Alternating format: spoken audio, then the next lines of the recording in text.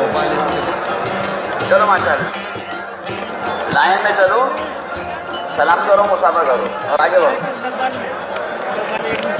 फिर अपनी अपनी जमातों की जगह के ऊपर पहुंच जाओ।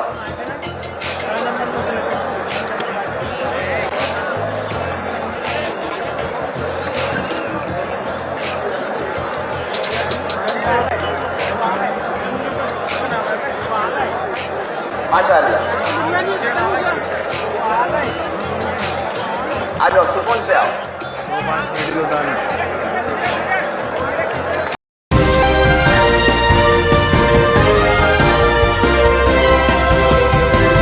आदाब, नमस्कार, अस्सलाम वालेकुम नाज़रीन। पल न्यूज से मैं हूं आपके साथ नदीम अकरम। इज्तिमा की दूसरे दिन कैसा रहा, उसके लिए कुछ अपडेट आप लोगों के साथ लेकर के जुड़ा हूं, क्योंकि पहले दिन जिस तरीके की तस्वीरें सामने आई, क्योंकि मैंने पहले दिन ही आप लोगों के साथ एक वीडियो साझा किया जहां भोपाल जंक्शन स्टेशन से किस तरीके से जमातियों को इज्तिमा की तरफ के लिए भेजा जा रहा था, जहां तमाम लोग जो हैं अपने भोपाल के निवासी जो हैं खिदमत में जमातियों के लगातार लगे हुए हैं। इसकी तस्वीर पल के जरिए आप लोगों के साथ साझा करी और किस तरीके का इज्तिमा का माहौल है वो भी आप लोगों को दिखाया और तमाम तस्वीरें साझा की। तो इसी बीच ये तस्वीर देखने को मिली क्योंकि कल जुम्मे की नमाज के बाद इज्तिमा की शुरुआत हुई और इज्तिमा की जब शुरुआत हुई तकरीबन 5 लाख लोगों ने जुम्मे की नमाज अदा की। उसके बाद तमाम तकरीरें उलेमाओं की देखने को मिली, जहां शाम को मगरिब के दौरान हजरत मौलाना साद साहब की तकरीर हुई और मौलाना साद साहब ने जो आज की नौजवान पीढ़ी है उनके लिए कई अहम बातें कही, जहां रिस्क जो है हलाल और हराम उसके बारे में बताया।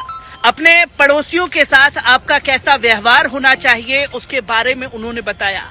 और जब शुरू दिन से ही मैं लगातार रात का सफर कर रहा था तो उसी ट्रेन में हजरत मौलाना साद साहब और तमाम जो हमारे साथी हैं वो लोग मौजूद थे और उस दौरान जो बातें साफ तौर पर मौलाना साद साहब के बारे में जो साथियों ने बताई वो ये कि तकरीबन 2.5 साल बाद ये इज्तिमा हो रहा है। कोविड के दौरान किस तरीके से जमातियों के ऊपर आरोप लगाए गए, बदनाम करने की कोशिशें की गई, ये तमाम तस्वीरें साथ थी। इसी पर जब मौलाना साद साहब से ये बार बार पूछा जा रहा था कि इस पर किस तरीके से कदम उठाए जाए, तो एक साथी मौलाना साद साहब के पास गए। उन्होंने साफ तौर पर ये कहा कि हजरत आपके लिए जो बयान लोग दे रहे थे उसके लिए हमने आवाज उठाई। तो उस पर भी मौलाना साद साहब ने जो एक प्यारी बात कही वो ये थी कि आप मेरे वकील नहीं हैं, हमें जवाब देना नहीं है, जवाब देने वाला हमारा अल्लाह है और अल्लाह ही हर चीज का जवाब देगा। ये तफसील से जानकारी जो है देते रहे तमाम साथी जो इस इज्तिमा में आए हुए हैं, क्योंकि जब से मरकज खुला है मरकज के दौरान ये बातें देखने को मिली। तो वहीं हम लोगों ने ये भी सुना कि एक साथी जो इज्तिमा में बता रहे थे हमें कि एक हुजूर के घर पर आग लगी और एक शख्स गया नमाज के दौरान कि आपके घर पर आग लगी और हजरत मोहम्मद सल्लल्लाहु अलैहि वसल्लम साहब का इतना यकीन कि आग लगी नहीं सकती। दूसरा शख्स गया, तीसरा शख्स गया, चौथा शख्स गया कि आपके घर पर आग लगी है। हर बार एक ही जवाब आता कि आग लग ही नहीं सकती।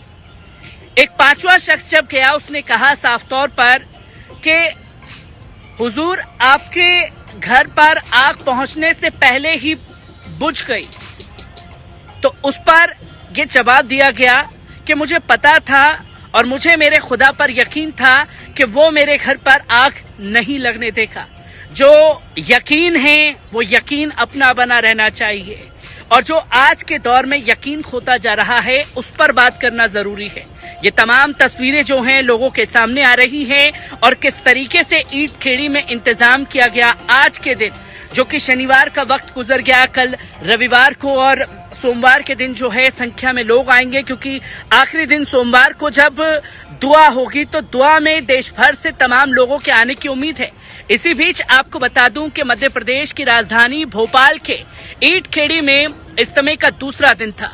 73वें आलमी तबलीगी इज्तिमा में देश भर से जमातें आई हुई हैं। इनकी संख्या शनिवार और रविवार को बढ़ जाएगी। आखिरी दिन करीब 5000 तक जमातें जुटने का अनुमान है।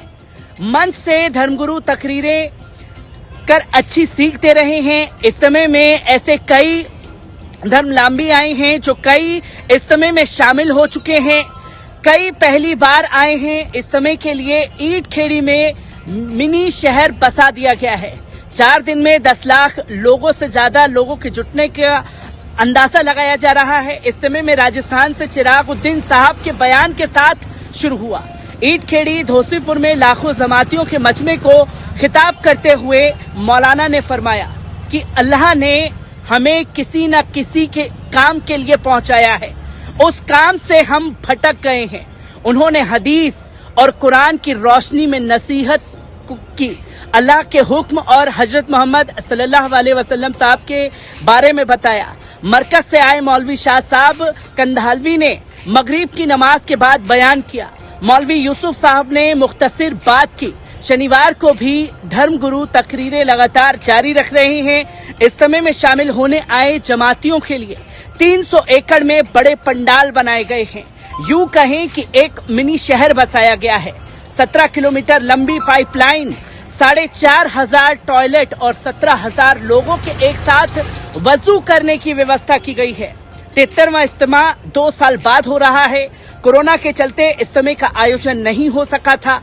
4 दिन चलने वाले इज्तिमा में सुबह से देर रात तक मुस्लिम धर्मगुरु अलग अलग विषयों पर जमातों को संदेश दे रहे हैं। इज्तिमा खत्म होने के बाद जमातें देश भर के विभिन्न हिस्सों में रवाना होंगी और धर्मगुरु से मिले संदेश को आम जनों तक पहुंचाने का काम करेंगी। इज्तिमा में आग बुझाने के भी इंतजाम किए गए हैं। फायर एक्सपर्ट साजिद खान से कल हम लोगों ने बात की तो उन्होंने बताया कि इज्तिमा में 5 फायर ब्रिगेड और 6 बुलेट व्हीकल के साथ 24 घंटे के लिए निगम कर्मी तैनात किए गए हैं। वॉलंटियर्स को ट्रेनिंग भी दी गई है। उन्होंने आग बुझाने के संस्थान चलाना सिखा रहे हैं। राजधानी में खिदमत के लिए जगह जगह कैंप लगाए गए हैं, जहां Bhopal railway station, Habibganj railway station, NADRA bus stand, Bhopal talkies, प्रभात चौराहा से इज्तिमा पर जाने वालों के लिए खिदमत कैंप लगाए गए हैं। स्टेशन पर उतरते ही पहले इज्तिमा यात्रियों का इस्तकबाल किया जाता है। इसके बाद उन्हें कैंप में लाकर चाय पिलाई जाती है। फिर मुफ्त में ट्रकों, बसों, जीपों और अन्य साधनों से उन्हें इज्तिमा स्थल के लिए रवाना किया जाता है। इस मार्ग पर चलने वाले कई ऑटो, आपे और इलेक्ट्रॉनिक ऑटो ने भी जमातों के लिए किराया फ्री कर दिया है। ये तस्वीर भोपाल से लगातार देखने को मिल रही है, क्योंकि आज भी जब हम लोगों ने सुबह की शुरुआत की तो कई ऐसे गैर मुस्लिम भाई मिले जो कि जमातियों की खिदमत लगातार दे रही हैं। कोई 4 दिन से लगातार रही, क्योंकि इज्तिमा की शुरुआत का जैसे ही ऐलान हुआ तो 1 दिन पहले से ही लोग वहां आना शुरू हो गए। जहां शुभम नाम के एक ट्रक ड्राइवर ने बताया कि आज का जो माहौल है, हमें इंसानियत सीखनी चाहिए और जो आरोप जमातियों के ऊपर लगाए गए, मैं इनके साथ कितने दिनों से वक्त बिता रहा हूं, मुझे ऐसी कोई चीज नहीं मिली और हमारा और आपका अकीदा बड़ा होना चाहिए। आप अपने खुदा पर विश्वास रखिए, मुझे अपने ईश्वर पर विश्वास है कि हम इंसानियत का पाठ सीखते हैं। मेरे बड़े बुजुर्गों ने मुझे सिखाया है और ये किस तरीके की नफरत है ये हम नहीं जानते, पर हम यहाँ सिर्फ और सिर्फ इंसानियत का पैगाम देने आए हुए हैं। हर एक अपडेट आप लोगों के साथ इज्तिमा की साझा करता रहूंगा। दीजिए इजाजत, शुक्रिया।